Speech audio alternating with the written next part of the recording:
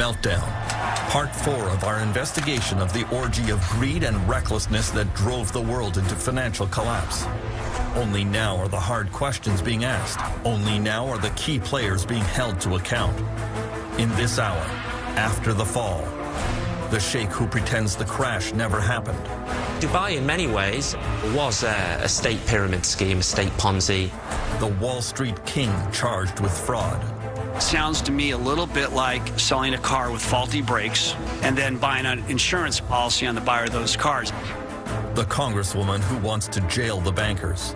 You can go after their 7 homes, their yachts. And the world leaders who want a rethinking of capitalism. We are going to be in a mess that's going to make today look like a picnic. Meltdown, the secret history of the global financial collapse.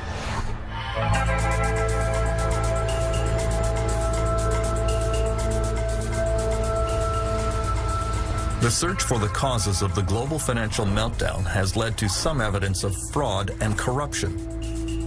In the city, the financial district of London, England, during the boom, the wild partying and flaunted excess of the banking world became legendary. Then a deep throat appeared, someone who was telling tales out of school that could get everyone in trouble.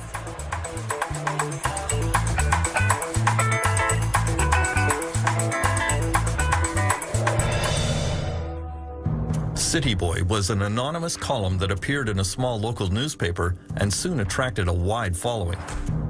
Eventually, City Boy was revealed to be the 35-year-old extremely successful investment banker, Geraint Anderson. I would focus on false rumors, I'd focus on drugs and strip joints, sexism, racism.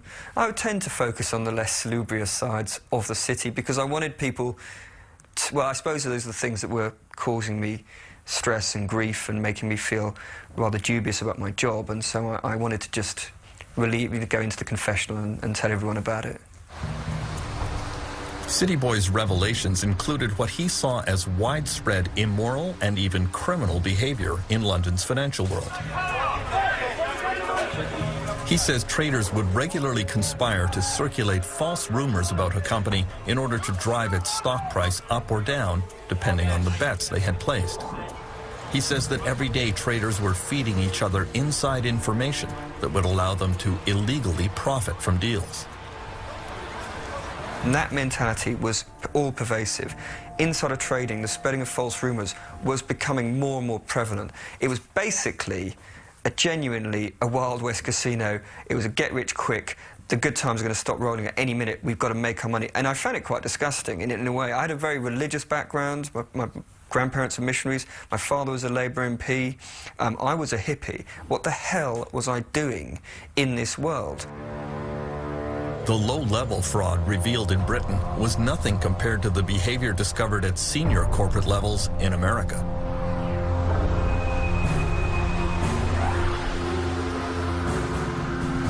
U.S. investigators, however, discovered that criminal behavior is hard to prove when it involves some of the most powerful people on Wall Street.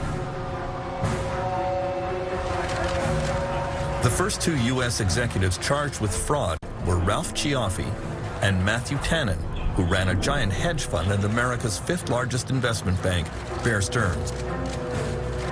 They were among the top golden boys on Wall Street. But the failure of their investment fund in 2007 eventually led to the collapse of the bank. Investors lost billions. Investigators discovered that in March 2007, the two realized that their fund was melting down. Cioffi emailed Tannen, "The worry for me is that the subprime losses will be far worse than anything people have modeled." Meanwhile, Tannen bragged that he was still finding suckers to invest in a fund he knew was failing. Believe it or not, I've been able to convince people to add more money. They reminded me of the emails that we saw during the tech stock bubble, where the analyst would go out and shill for some stock and then in an email tell his colleagues, this is crap. I think it's appalling that people who are making that much money and who purport to be smarter than everybody else basically turn out to be nothing more than devious snake oil salesmen. At their trial, Cioffi and Tannen hired a parade of high-powered expert witnesses to testify that their actions were not illegal. Just one of those experts, R. Glenn Hubbard, a former economic advisor to George W. Bush, was paid $100,000 for his testimony. Mr. Cioffi's not going to make any further comments. The two were found not guilty, although they now face a raft of civil charges from the Securities and Exchange Commission. The case was seen as a shocking demonstration of the power of Wall Street money. If we have a Wall Street bank that can afford very, very clever litigators that have an awful lot of firepower behind them, they can overwhelm the Securities and Exchange Commission. They can overwhelm other government agencies. They probably will. But that doesn't mean that they were playing the game straight. That doesn't mean that they were following the intention of the law. In recent months, a lot of investigators in the United States have focused on the richest investment bank, Goldman Sachs. The meeting of the Financial Crisis Inquiry Commission will come to order. In the hearings of the Congressional Commission examining the meltdown, Chairman Phil Angelides went after Goldman CEO Lloyd Blankfein for betting against his own customers in the market for complicated financial products. Do you believe that was a proper legal ethical practice? The short answer is, this is the practice of a market maker, and I would like to explain this. Blankfein claimed that his bank was just putting together deals, matching buyers who believed house prices were going up with sellers who believed house prices would go down. He argued it was completely normal for Goldman to take one side of that bet, or lend money to the buyer or the seller.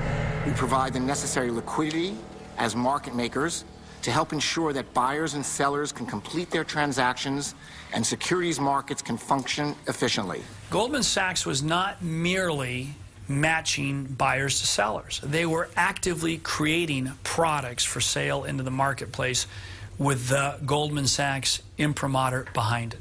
And I believe that carries with it responsibility. Lloyd Blankfein denied that responsibility. He said betting against his own clients was okay because all parties knew what they were getting into. I'm just going to be blunt with you. It sounds to me a little bit like selling a car with faulty brakes and then buying an insurance policy on the buyer of those cars. Every I'm talking about betting purchaser against of an the asset security. here is an institution, probably professional-only investors dedicated, in most cases, to this business. Representing pension funds who have the life savings of police officers, These teachers. are the professional investors who want this exposure. But that was immediately contradicted by evidence unwittingly provided by a young Goldman trader named Fabrice Tour. A U.S. Senate committee discovered emails in which Mr. Tour had bragged that he was selling to unsophisticated investors, or as he called them, widows and orphans that I ran into at the airport. Goldman Sachs has claimed that it had no idea that the U.S. housing market was destined to collapse. But way back in January 2007, Fab Tour wrote, "The whole building is about to collapse any time now. Only potential survivor, the fabulous Fab, standing in the middle of these complex, highly leveraged, exotic trades he created." Fabrice Tour and Goldman Sachs were charged with fraud by the U.S. Securities and Exchange Commission. I deny categorically the SEC's allegations, and I will defend myself in court against this false claim.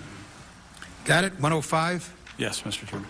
Senate Investigations Committee Chairman Carl Levin went after Tour's superiors at Goldman Sachs, reading other emails which indicated they knew they were selling faulty products to their own clients. June 22 is the date of this email.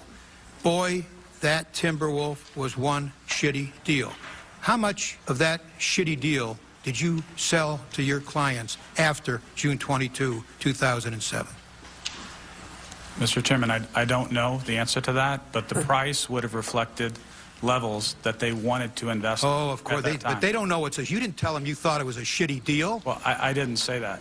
Come on, Mr. Sparks. Well, Mr. Chairman, should Goldman Sachs be trying to sell, and by the way, it sold it, a lot of it after that date. Should Goldman Sachs be trying to sell a shitty deal? well, Can you answer Again, I that didn't one? use those Can you words, answer that one, yes or no? I mean, we expect, I think, when we go into the hardware store or when we go into the toy store for our children, that when we buy products, that they're good products and that the people selling them stand behind them. It's really the nature of responsibility in a society and an economy.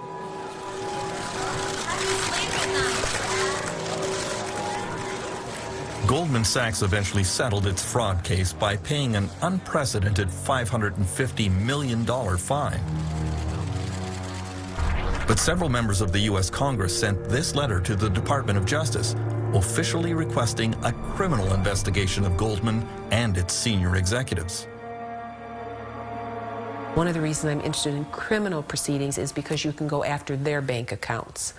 You can actually pry open, claw open their accounts, their personal accounts, their 7 homes, their limousines, their yachts. You can go after, I'm looking for justice for the American people and how we're going to get the money back that our people are owed. Only 2 days after Goldman Sachs was charged with fraud, Chairman Lloyd Blankfein authorized a $5.5 billion package of new bonuses for his executives. That was somewhat galling to members of Congress who had seen the company benefit to the tune of several $100 billion from the U.S. government bailout. Goldman Sachs was not a normal bank. It was a speculator in the market. How would it be if you went to Las Vegas and you gambled all your money away? And then, at the very end, when you said, oh my goodness, my bad behavior should be rewarded, right? And you get the government of the United States to pay for your losses in Las Vegas. That's a great deal. That's what he did. And they not only took their losses and gave them to someone else, they paid themselves bonuses for doing it. The search for fraud and corruption behind the meltdown was also underway in Europe, where some high-level con artists are going right back to business.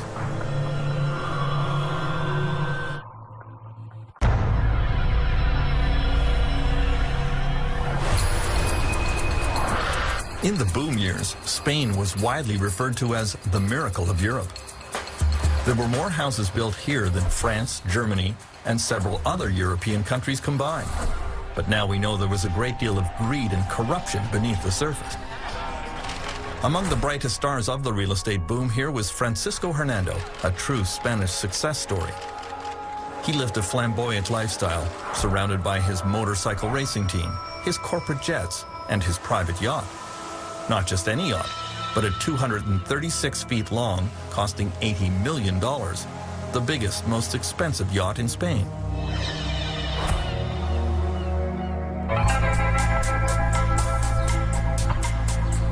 In 2004, Francisco Hernando built what was supposed to be his crowning glory near the town of Cesena, 1 hour south of Madrid, a giant condominium development the size of a small city.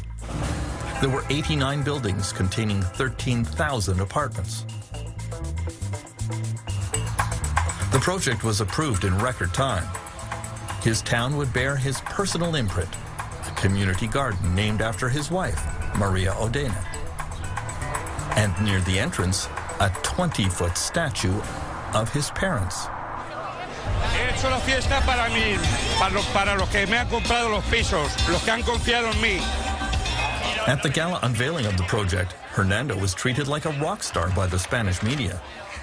Then a young reporter started to examine the story more closely. Bueno, así a primeras dices, pues qué bien, ¿no? Everyone was saying, wow, that's great.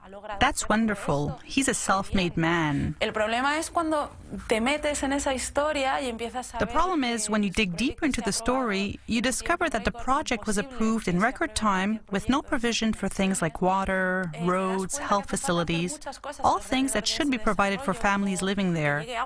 It wasn't normal to see it approved with all these shortcomings. Alejandro Ramon soon discovered that the Cesena project had been arranged with massive bribes to the mayor of the nearby town.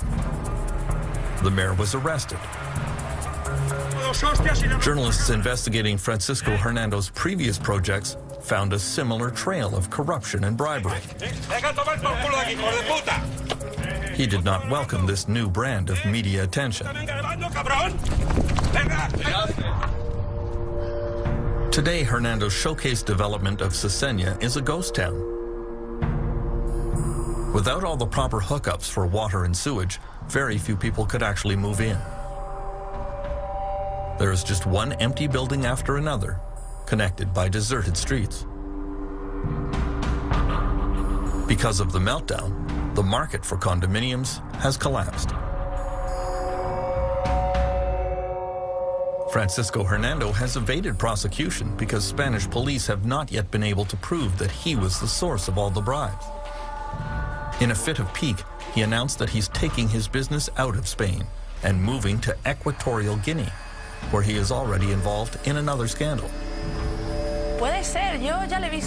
We've seen this guy do the same thing over and over now in different countries. I don't know if this guy knows how to do it any other way. Maybe that's just how he does things.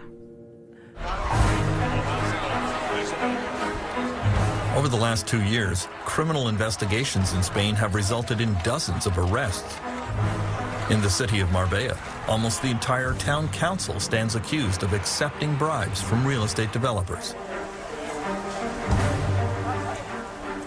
Because of the meltdown, 2/3 of Spanish municipalities are now facing bankruptcy. The crash has been even more spectacular in a bigger real estate boomtown.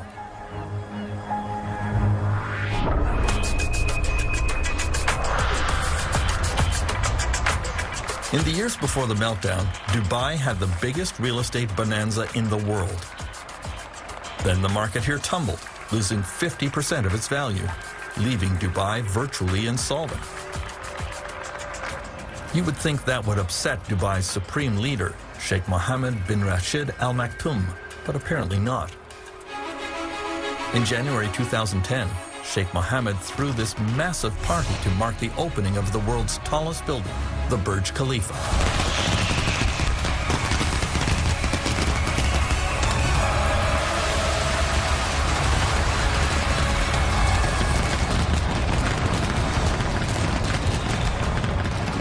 Sheikh Mohammed calls himself Dubai's CEO. He always claimed that he ran his government according to strict business principles, but now many are quietly questioning his judgment and his leadership. Well, I think when you portray yourself as the CEO of Dubai Inc., if a company goes bust and disgraces itself and leaves a lot of people indebted, normally, in order any restructuring, the CEO has to be replaced. The problem in a traditional monarchy or an autocracy in this case is that the CEO remains. Government and business officials in Dubai have followed the Sheikh's lead.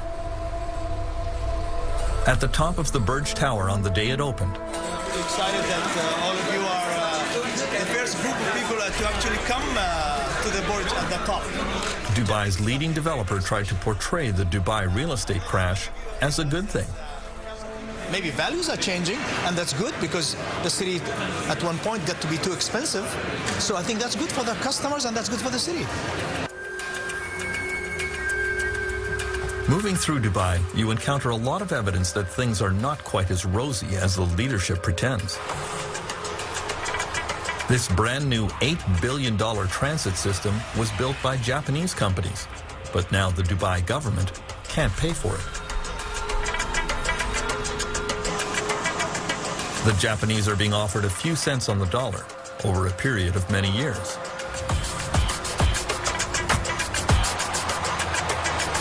Before the crash, Dubai was home to the world's greatest collection of building cranes.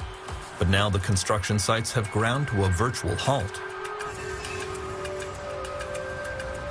Many of these real estate developments have been spurred on by speculators who never intended to occupy the units, only to flip them for a profit.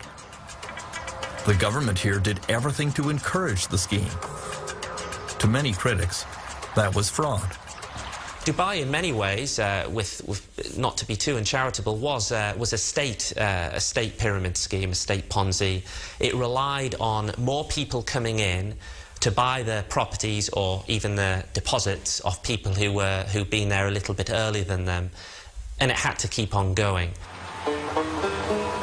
The crash when it happened in Dubai was like a game of musical chairs coming to an end. The fools who were left with these half-finished properties, or in some cases patches of sand, were unable to sell on the premiums because they were worthless by this stage. In the ultimate denial of reality, Dubai is moving right into its next real estate mega project called The World. It is a series of islands off the coast, roughly in the shape of a world map. Developers are supposed to buy the islands and build their own tourist facilities on them. Austrian Joseph Kleindienst has bought the islands of Central Europe. The first island to be developed will be Germany. Joseph believes passionately in this project. His dream here includes hotels and condominiums to be used year-round by German tourists. Why would those tourists come here when the temperature in Dubai reaches 40 degrees Celsius, which it does for months at a time? Easy. Joseph says he's going to air condition entire streets. The R&D Institute from Germany, the Fraunhofer Institute, came up with an excellent idea to help during this time. We will build a 1.6 kilometer long boulevard, climate controlled, so that people can walk outside 12 months a year and enjoy the climate controlled boulevard. Joseph's optimism seems hard to justify. The parent company of the World Project has announced that it cannot pay its debts to its many creditors. The international skepticism about Dubai is only growing, especially because the government here has been very secretive and even disingenuous about the state of its finances. Dubai's proposed island paradise with air-conditioned streets may be a harder sell than they imagine. I believe there were even plans to have refrigerated beaches in Dubai at one point, and I'm not sure in the post-credit crunch world that the smart money will be going to Dubai in quite that way anymore. Transparency, due diligence and sustainability will be the watchwords of the next decade, and Dubai fails on all counts. I wouldn't feel particularly confident if I'd invested dozens of millions of dollars in purchasing these patches of sand.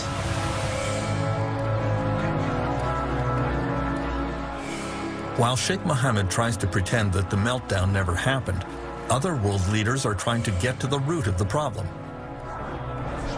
There have been some very tough questions, including one from an unexpected source.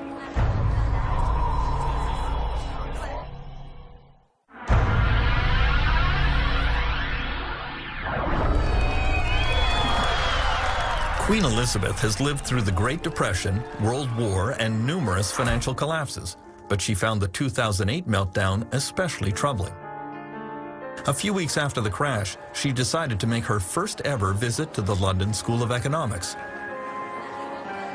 For a few minutes, she made polite conversation with her hosts and then surprised them with a tough question about the financial crisis. If they were all so smart, why did nobody notice it coming? The staff at the LSE were somewhat flummoxed by the question and eventually wrote to the Queen that it was a failure of imagination. Martin Wolf of the Financial Times of London, considered one of the foremost economic minds in Britain, has a more intriguing answer. You will never foresee these things because the system is ultimately just too complicated for anybody really to understand. The economy is an extremely complex adaptive system. In fact, I think it is the most complex system we know. It has the complexity of billions of people engaged, producing billions of products over time and space. And they are people, and because they're people, they are subject to all the emotions of human beings, both euphoria and panic and all the rest of it, collectively and individually. Such a system will generate very complicated phenomena, and it will often be very, very difficult to interpret them. The United States government is also searching for what went wrong. There is general agreement that it was a major failure of the U.S. regulatory system, starting with the SEC, the Securities and Exchange Commission. The SEC was asleep at the switch. The Federal Deposit Insurance Corporation, for much of the time, was asleep at the switch. The Treasury, for much of the time, was asleep at the switch. But the drowsiness was all induced by this very, very powerful opiate called market fundamentalism. The idea that markets were basically perfect. They could do no wrong, that investors were smart, that smart investors would make all the inquiries they needed to make, that information was relatively and easily available to everyone, that therefore there could not be any problem. In Britain, the government regulator is the Financial Services Authority, which didn't do much better. They seemed easily foiled by legions of avaricious young smart alecks. Basically, the attitude to politicians and regulators is hands off, we'll do our own thing, and of course what we're trying to say there is let us abuse a system that is open to abuse so we can make vast amounts of money, and please don't hassle us.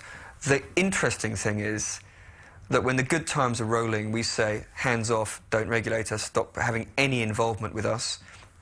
And then as soon as we get in trouble, we come cap in hand and saying, actually, can you sort us out? So it's a heads I win, tails you lose. Or as many people in Britain have said, we privatise the profits of the banks to a select few, idiots like me, and we nationalise the losses to everyone, the idiots out there, the civilians.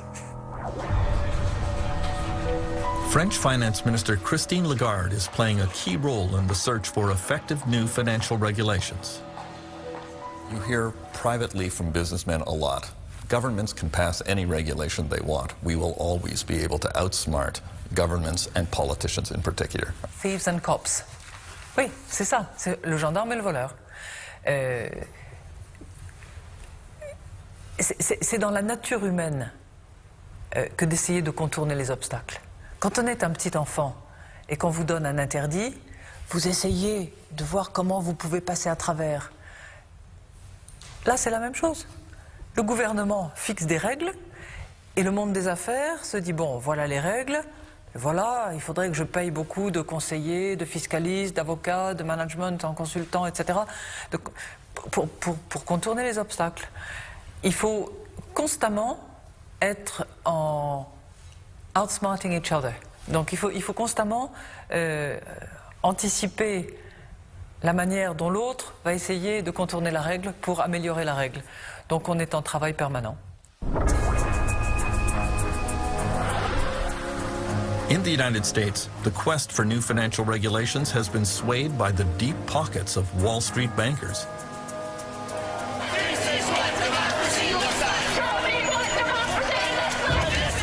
There was real anger at the banks after the meltdown and widespread demand to hold Wall Street accountable. We know the financial industry is spending $1.4 million a day right here on K Street to kill legislation up on Capitol Hill.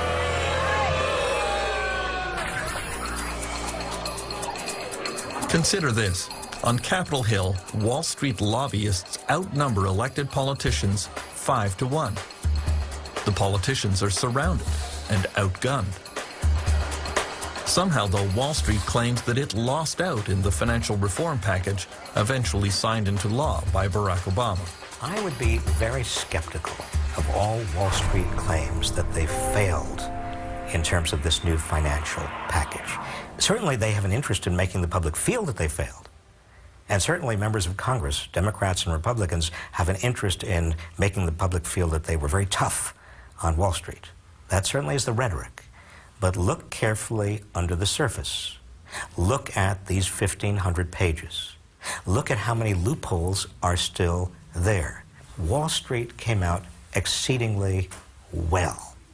They lost the rhetorical contest. They won the regulatory contest. The search for new international financial regulation is proving equally difficult. It is being led by Dominique Strauss-Kahn at the International Monetary Fund. He was a longtime French finance minister and is considered a leading candidate to be the next president of France. The crisis also shows that some very risky behavior in the financial sector may put at risk the whole system. And of course, it's in the nature of the banking system to take risks. That's why we have a banking system. That's fine. But there's a limit to the kind of risk that you may take, and if you make a profit, it's an individual profit, and if you have a losses, it's a collective loss. So putting in place different kind of regulation that avoid or that limit this appetite for risk is also part of what has to be done. And if we don't do anything of this, then of course it means that we didn't learn anything from the crisis, and I can't imagine it will be the right attitude. The failure to agree on new international financial rules will allow big banks to play one country off another to see where they can find the most lax regulation. Many believe the competition between New York and London to be the financial capital of the world was a major contributing factor to the 2008 meltdown. Now, the real problem that we face going ahead is that this same kind of pressure, where is going to be the financial capital of the world, is going to come back once the crisis, memories of the crisis have faded. Certainly Frankfurt and Paris are going to be back into the race, but so are Tokyo, so is Singapore, and so is Shanghai, and so is Hong Kong. And what I think may well happen at some point is if Shanghai and Hong Kong combine, then you are really going to see a race to where's going to be the financial capital.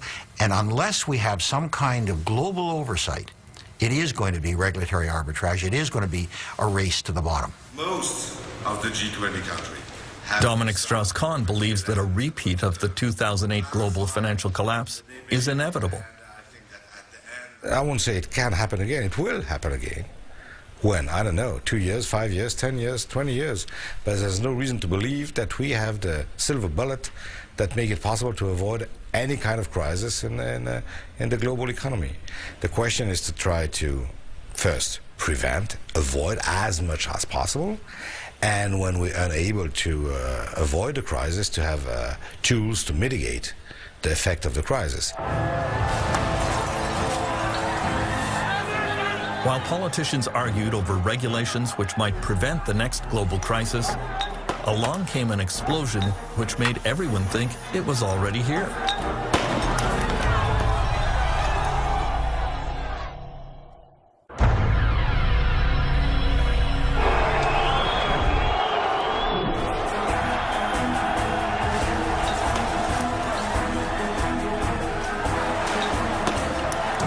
In the spring of 2010, it looked as if the next global financial crisis was already starting.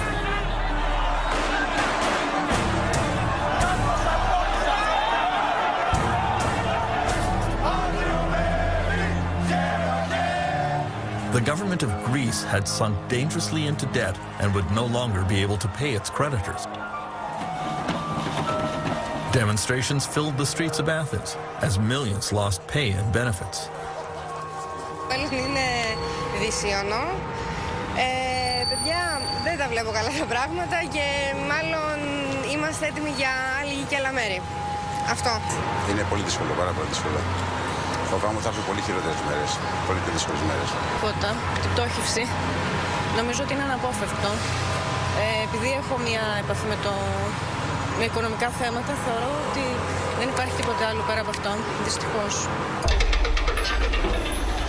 Many international investors believed that if Greece fell, other countries such as Portugal, Spain, Italy, and Ireland would not be far behind. All those countries found it very hard to borrow money. Why should I lend any money to you unless I trust that you're going to pay me back? And if you show that you are not reliable, I'm not going to trust you, or I'm going to demand huge interest rates in terms of making my next loan to you. Sovereigns are no different from banks, no different from individuals. So we've got to restore trust. Trust was supposed to be restored in Greece and other weak European countries with a $1 trillion bailout funded by the strongest European powers and the International Monetary Fund. Dominic Strauss-Kahn worries that the bailout is only a temporary solution to Europe's problems. The problem of Europe is a bigger problem than the Greek crisis. The problem of Europe is a problem of low growth. The problem of Europe is the fact that there's almost no increase in productivity, and that this huge set of countries accounting for close to 1/3 of the global GDP is just unable to, in the recovery, to take advantage of the recovery. So far, the recovery in most parts of the world has been funded by massive government spending. This was the way to quickly create jobs in everything from construction to engineering, and thus alleviate the unemployment crisis. Now, a lot of people would say you're just putting off the pain for a later date, and indeed we are. What we're doing is those governments are taking on debt to do that, and it's our children and grandchildren who presumably will eventually have to repay that debt in order to finance our little rescue today, which might not work and might only put things, put a day of reckoning off for another couple of years. For some leaders, such as Nicolas Sarkozy of France, the global financial crisis has been a profound shock that radically transformed their view of the world. Sarkozy has always been seen as a right-wing free enterpriser, very much pro-capitalist and pro-American. Then France was rocked by plant closures and labor upheavals. Some workers even kidnapped their bosses and turned to other forms of violence. Il nous faut trouver. In September 2008, Sarkozy gave a speech that astonished his audience. Le laisser-faire, c'est fini. Le marché tout-puissant qui a toujours raison, c'est fini.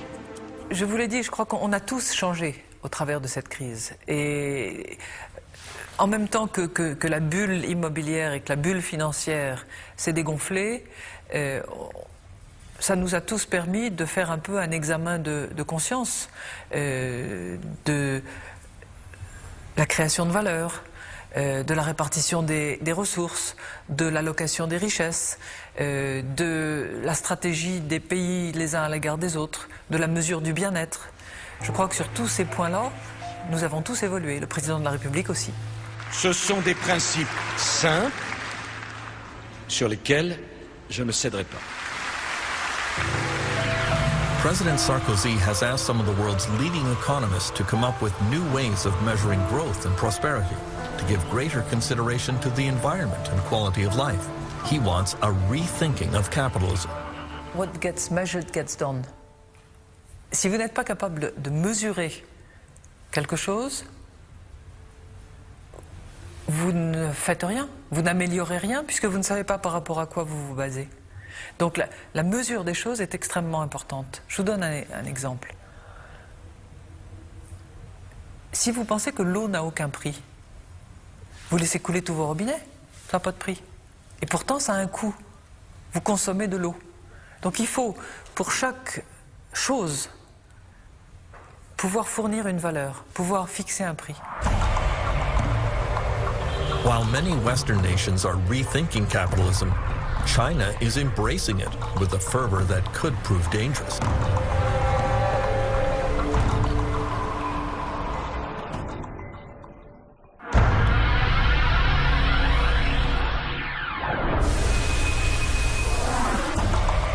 The Chinese economy has been surging ahead in the last few years, and many economists seem to believe that China can become a kind of engine that pulls the world out of recession. Chinese consumers are becoming richer, and there is hope that their increased spending will kickstart the global economy.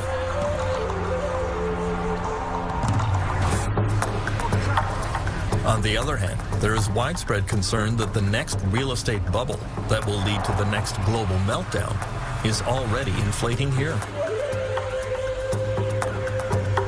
In the world's largest municipality, Chongqing, you see the construction of an endless supply of apartments right beside other apartment buildings that are largely unoccupied. Scenes eerily familiar from the real estate bubble which preceded the 2008 meltdown in Dubai and elsewhere.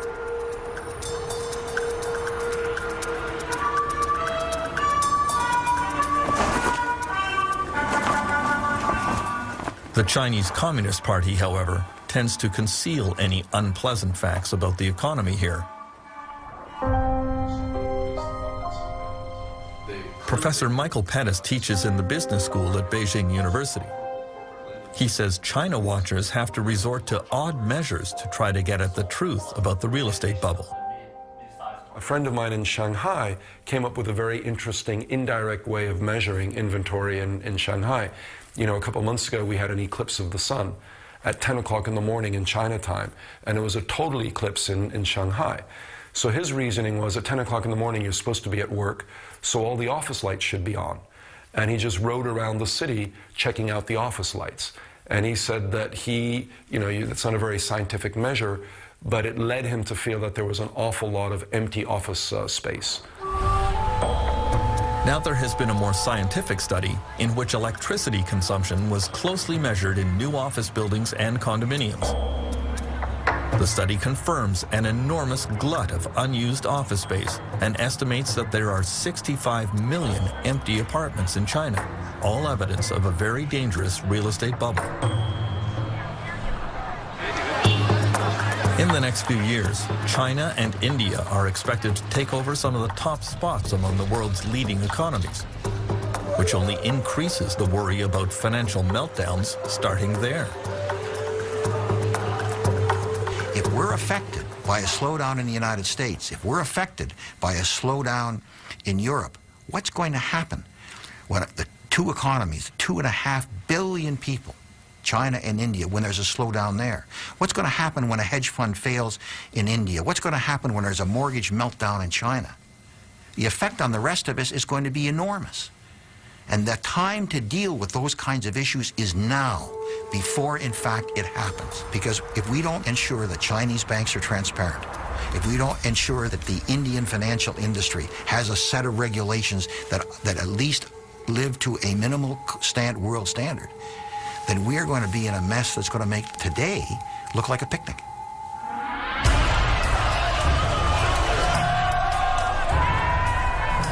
In the last 2 years, Canadians learned about the power and unpredictability of a financial crisis. Canada has had only a small taste of the wrenching protests and disruption that became the hallmark of the financial collapse around the world. This was the first truly global economic meltdown, where the interconnectedness of the world economy exploded in ways that very few bankers and economists had foreseen. And very few politicians knew how to deal with. History has taught world leaders that major economic crises like the Great Depression go on for years. Just when you think it's over, along comes another relapse. Even though the causes of the 2008 meltdown are now clear, there is no magic formula to stop it from happening again. The world has to start planning for the next crisis, even as we recognize that this one is not over yet.